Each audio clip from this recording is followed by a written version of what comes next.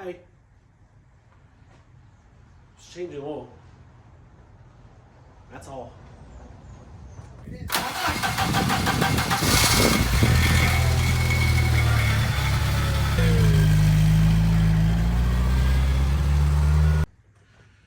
Well, welcome back.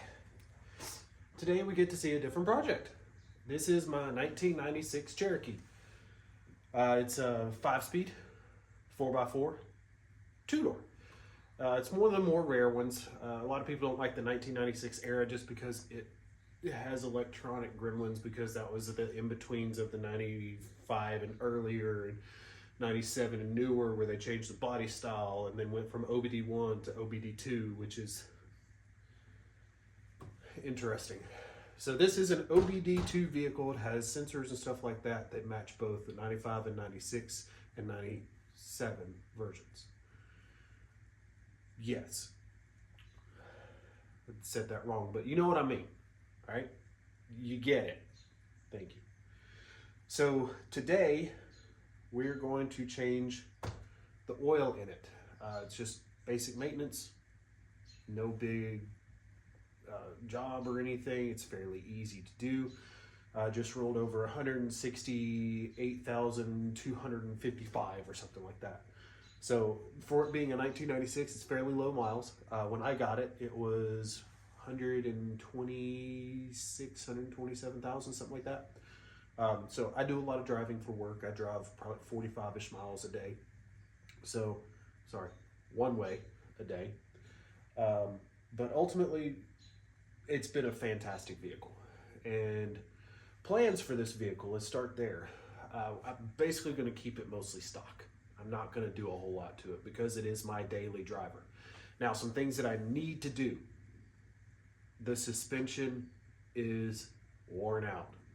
You can look at it, and the back of it is definitely sunk down. The rear leaf springs have sagged out, which is very common for the 1995-ish, 1996 Cherokees. The rear suspension just isn't all that strong. Honestly, they're all not, but for some reason, those 2 years had the worst from what I understand. I don't know. I had a 95 before, and it was the same thing. They drive comfortably. Well, that one, the old one, drove comfortably. This one is a little bit,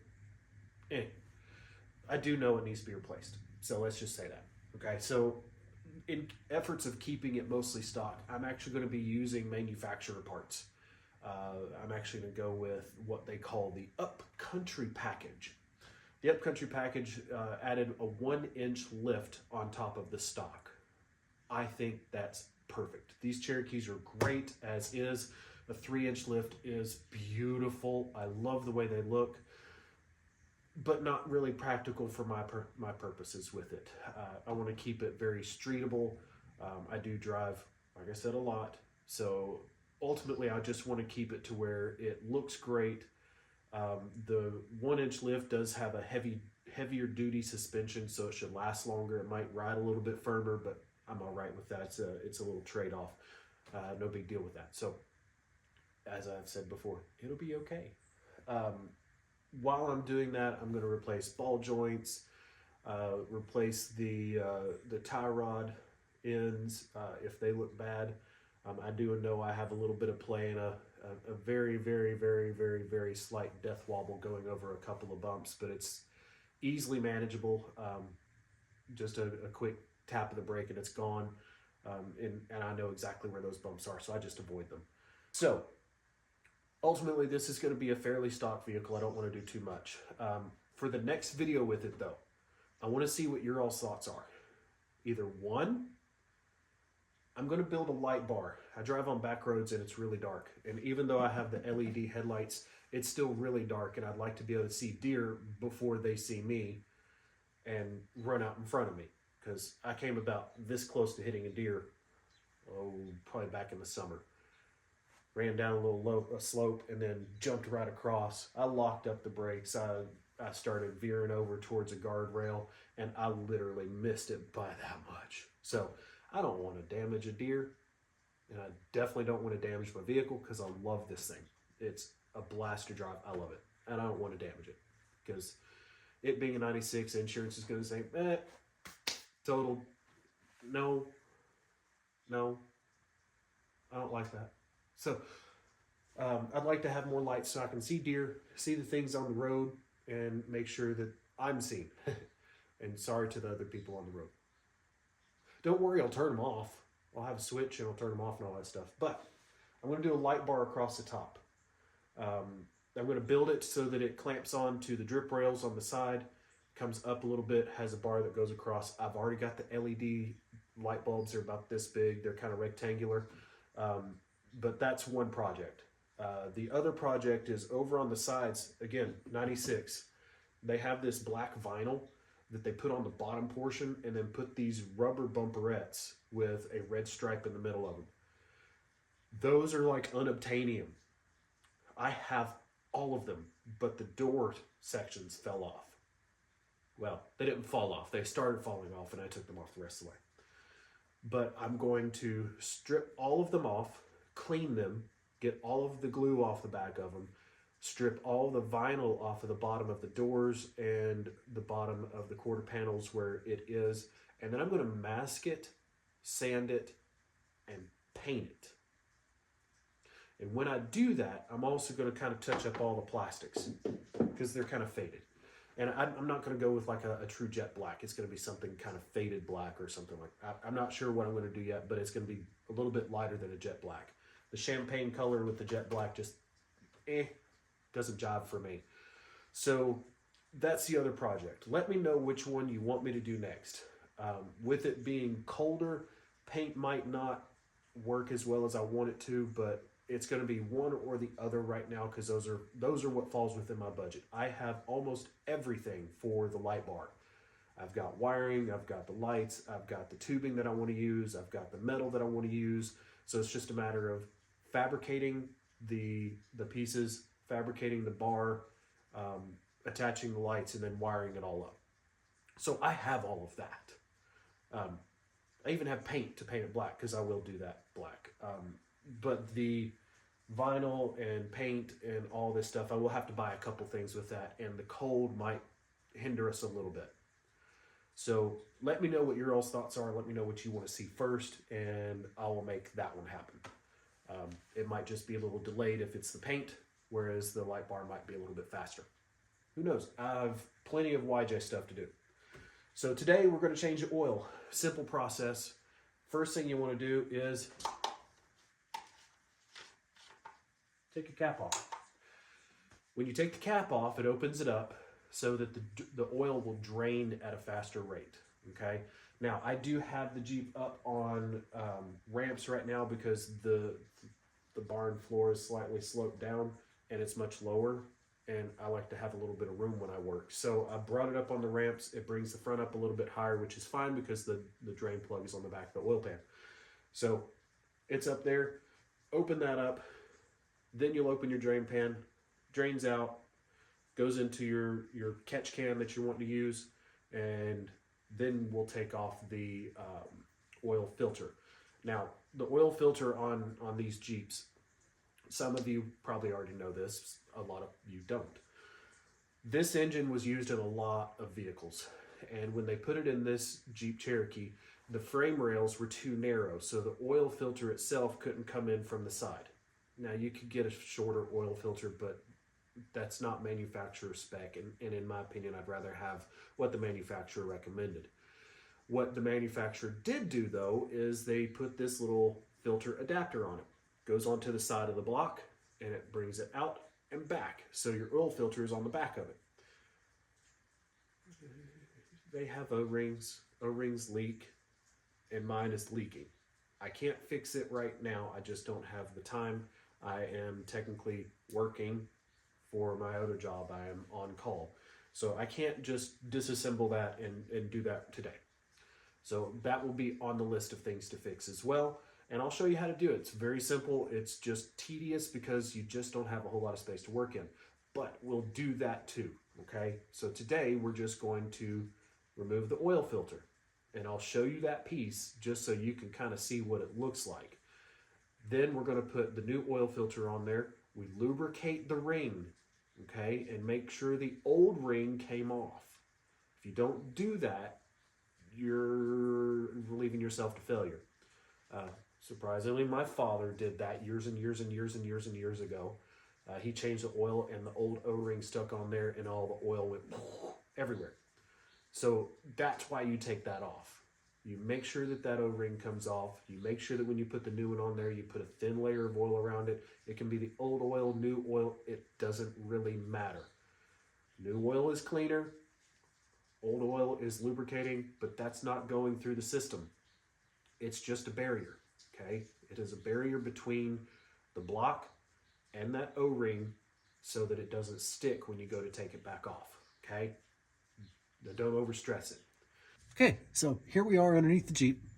Right here's my oil plug, oil pan plug. Yes. This particular one has a rubber gasket around it. Some of the others will have a brass crush washer, or a copper crush washer, not brass, but copper crush washer. The rubber does perfectly fine. Now, when you're taking it off with a socket wrench, don't use a deep well socket. You put torque on it and it's not going to be level. Use a short socket. It makes a world of difference in the overall application of torque and doesn't round off your bolt. You have a little hiya, hiya, hiya, and there we go. Sometimes just that quick little jolt makes a big difference.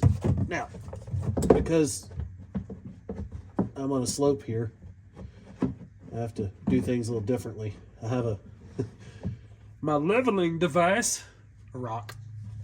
I have my leveling device to make sure that the pan doesn't lean too far forward.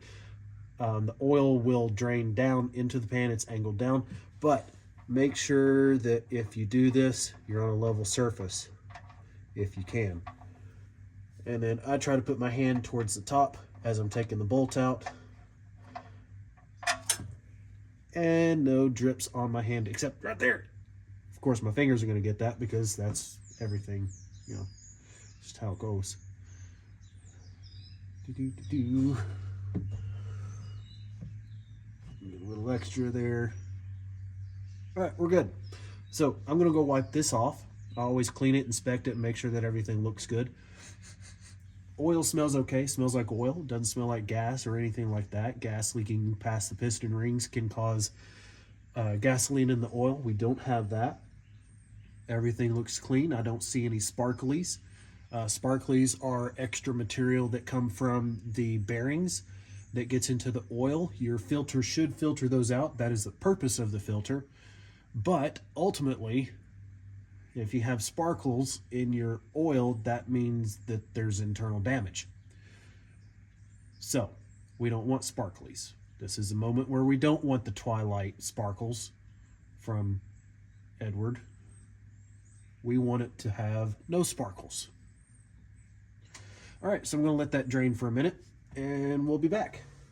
I'm going to go ahead and put this back in.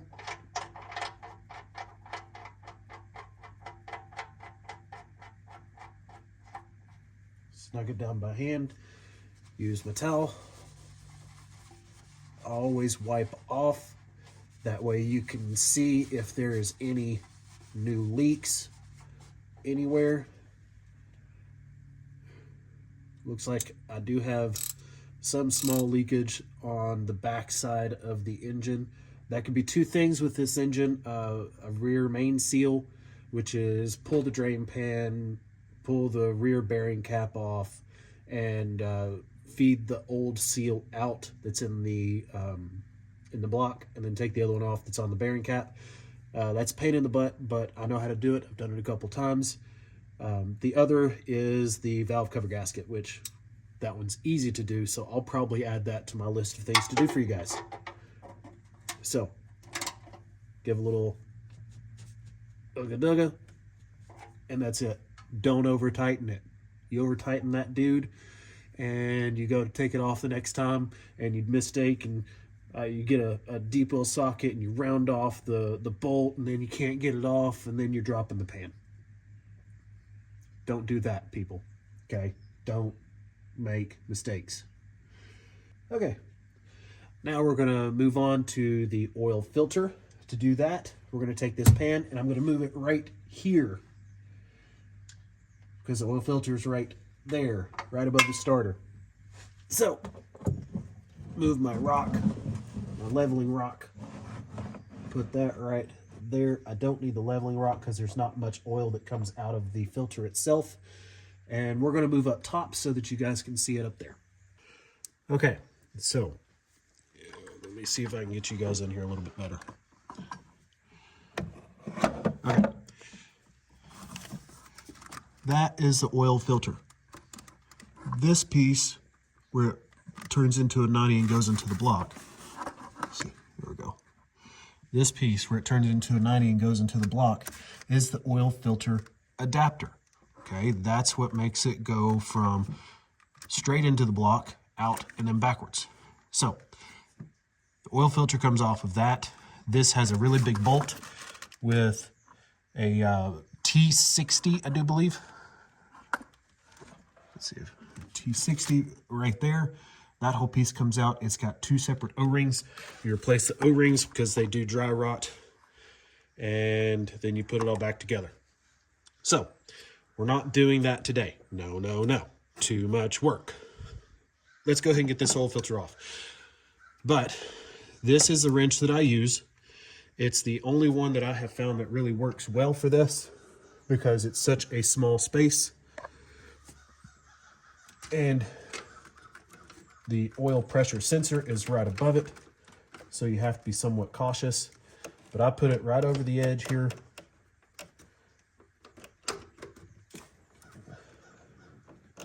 Tighten it down as best I can with my hand, and then slowly work it loose. I'm sure there are better ways, but with the tools I have, this is what I have found to work the best. I need to go to the larger section right there, okay?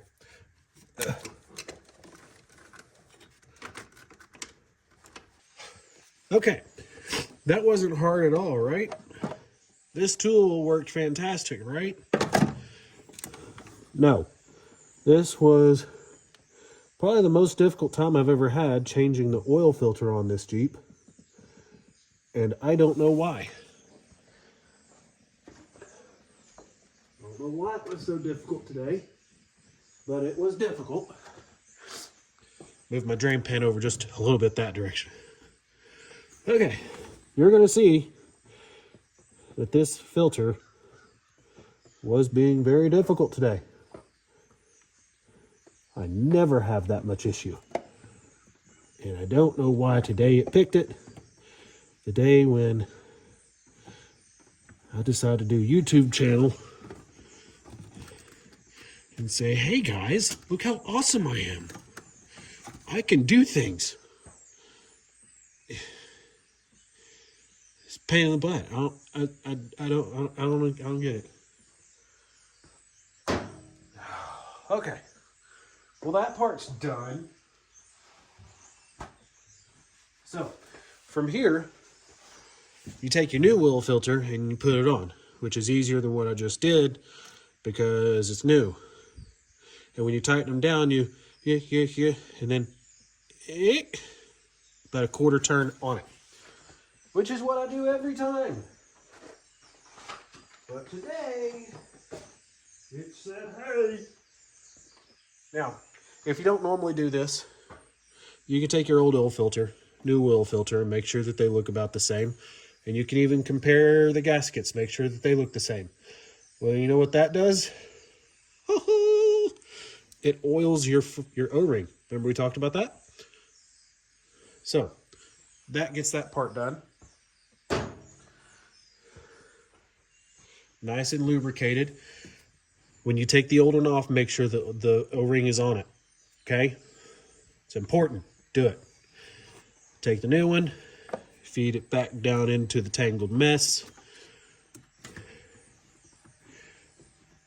Past the oil sensor. And I'd say that you can wipe off the excess oil from the mount, but honestly it doesn't matter. So after I get this on, I'll wipe it off, but you're going to constantly have a little bit of oil that drains from that. All right, so it's contacted, and now we take it and quarter turn.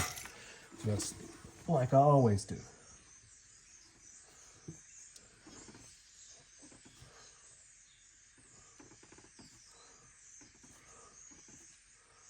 Okay. Now I don't have a whole lot of room, so you see a whole bunch of this right here. It's just me moving my hand a little bit to get that quarter turn. Now, because I had to make more room, I disconnected my oil pressure sensor. Now I reconnect my oil pressure sensor. There we go. And then this right here is to the heater hose. There. So now we can put oil in it. Okay, almost forgot. Rag around the bottom. Get any oil drips off. That way it doesn't surprise you when there's an oil drip on the driveway. All right. Now the funnel I like to use is a wide mouth funnel. Right there. And I know my Jeep uses 6 quarts. If you do not know what your vehicle uses and you can't find that information, this little thing is what you use. Dipstick, okay? I know that mine's 6 quarts. 4.0s are all 6 quarts. As far as I know, I've never seen a 4.0 that's not. And I just pour in. Try to get all the drippy drips out. But you'll be standing there for an hour letting it do that because oil is thick.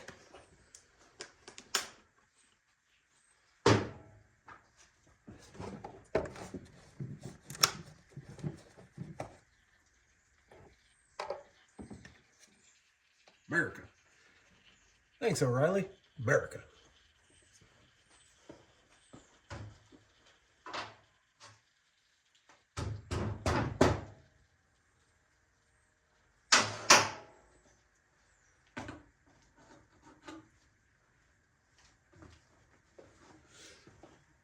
All right, now we're going to do the big boy.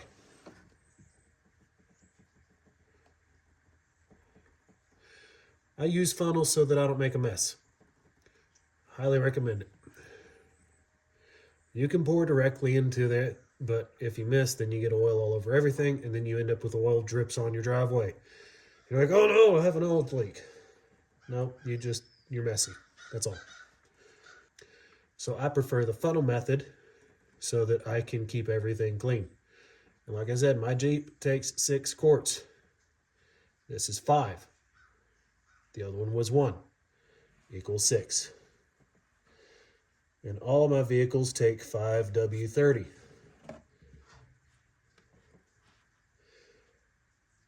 The Jeep YJ 5W30 is what that engine recommends. This Jeep 5W30. The wife's minivan 5W30. So it's easy. I just get to buy the same thing. I don't have to really think about it. Which, you can change it based on where you live, but I always like manufacturer specs. And it doesn't get that cold here, so I'm not worried about it being too thick or anything like that. And it's a 4.0. It doesn't care. All right. Take your cap, put her back on. This one has a clicky click, just like your gas cap, and we are good to go. All right, so that's it. Oil change done. I'm gonna start it up, make sure everything sounds good, check for leaks, clean up my mess, and we're done. And be sure to put in the comments what you want to see next, whether it be the light bar or fix the vinyl and the bumperettes on the sides so that we can make it look pretty again. And it's messy, I know that already, but hey, it's a Jeep and I drive it every day. So let me start her up just so you can hear. Oh, door.